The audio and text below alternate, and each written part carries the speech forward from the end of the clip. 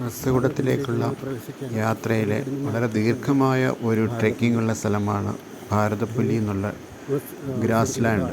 ഈ grass land കടന്നിട്ട് വേണം നമുക്ക് അഗസ്ത്യകൂടത്തിൻ്റെ അടിത്തട്ടിലേക്ക് എത്തുവാൻ. ഈ ഗ്രാസ് ലാൻഡ് അതികഠിനമായ ട്രെക്കിംഗ് ഉള്ളത്, വളരെ ദീർഘമുള്ളതും, ഇതിനെ ഏഴുമടക്ക് തേരി എന്നും വിളിക്കും. വളരെയധികം ദീർഘമായിട്ടുള്ള മടക്കുമലകൾക്കിടയിൽ കൂടിയുള്ള ഒരു ഗ്രാസ് ലാൻഡാണ്. സമീപത്ത് നമുക്ക് വളരെ സുന്ദരമായ നീല മലനിരകൾ, ബ്ലൂ മൗണ്ടെയ്ൻസ് എന്ന് വിശേഷിപ്പിക്കാവുന്ന അതിരുമല, കേരളത്തിൻ്റെയും തമിഴ്നാടിൻ്റെയും അതിർത്തി പങ്കിടുന്ന അതിരുമല കാണാം. അതിരുമല നീണ്ടു നിവർന്ന് കിടക്കുന്നതാണ്. മഷാമ്പു ഹിൽസിലെ പൊന്മുടി മുതൽ അതിരുമല, അഗസ്ത്യകൂടത്തിൻ്റെ അതിരുമല വരെയുള്ള ഭാഗങ്ങൾ ഇങ്ങനെ നമ്മൾ നടന്നു പോകുമ്പോൾ നമ്മുടെ ഇടതുവശത്തായിട്ട് കാണുന്നത് വളരെ മനോഹരമായ കാഴ്ച. നമുക്കൊരിക്കലും നമ്മുടെ മനസ്സിൽ നിന്നും മായുന്നതല്ല.